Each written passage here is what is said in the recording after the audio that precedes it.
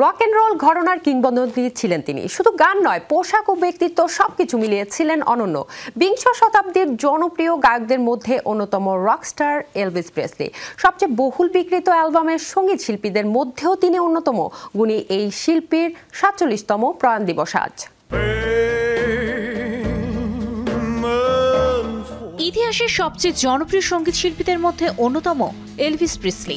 পুরো নাম Elvis Aaron Priestley, তবে সঙ্গীত ভুবনে এলভিস নামেই পরিচিত তিনি। ১৯৩৫ সালে আমেরিকার মিসিসিপি টুপেলোতে জন্ম তার। মাত্র ১৩ বছর বয়সে মেমফিস শহরে চলে আসেন পরিবারের সাথে। গরিব পরিবারের সন্তান ছিলেন। জীবিকার জন্য ট্রাকও চালিয়েছেন এই শিল্পী।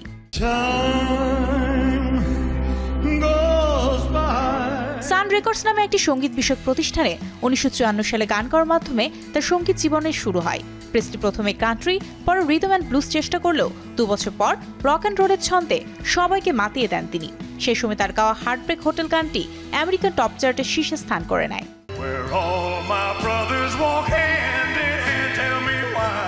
ব্ল্যাক মিউজিকের সাথে শ্বেতাঙ্গ আমেরিকানদের প্রথম পরিচয় করিয়ে দেন প্রেসলি।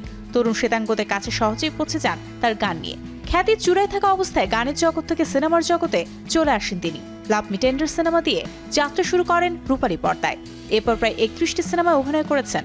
১৯৫০ থেকে ১৯৬০ সাল পর্যন্ত প্রেসলির প্রভাব ছিল সর্বত্র। পপ, দেশীয়, ব্লুজ এবং গসপেল সহ সঙ্গীতের অনেক ঘরানায় যেমন সফল ছিলেন, তেমনি ক্যারিয়ারে পেয়েছেন ৩টি গ্র্যামি। ৩৬ বছর বয়সে Grammy life time achievement award অর্জন করেন তিনি। সঙ্গীতে একাধিকবার হল অফ ফেম খ্যাতি পেয়েছেন। স্টেজে নিজে যেমন নাচ গানে মেতে উঠতেন, তেমনি দর্শকও পাগল হয়ে উঠত তার জন্য। ডাকটেল হেয়ার কাট, ওপেন নেক শার্ট সেই সময়ের বাকিদের থেকে আলাদা করে তুলেছিল প্রেসলিকে।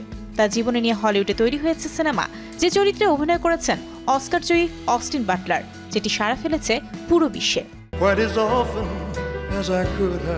তবে ৭০-এর দশকে ব্যক্তিগত জীবনে টানাপোড়েনে পড়েন এলভিস। প্রিসিলার সঙ্গে ৫ বছরের বিবাহিত জীবনের ইতি ঘটলে মানসিকভাবে ভেঙে পড়েন কিং, যার ফলে ১৯৭৭ সালে মাত্র ৪২ বছর বয়সে মারা যান এই কিংবদন্তি। কিন্তু চলে গেলেও তিনি আজও বেঁচে আছেন তার অগণিত ভক্তদের মাঝে, তার সৃষ্টিশীল কাজের মধ্য দিয়ে। মারিও সান, শোবিজ টুনাইট।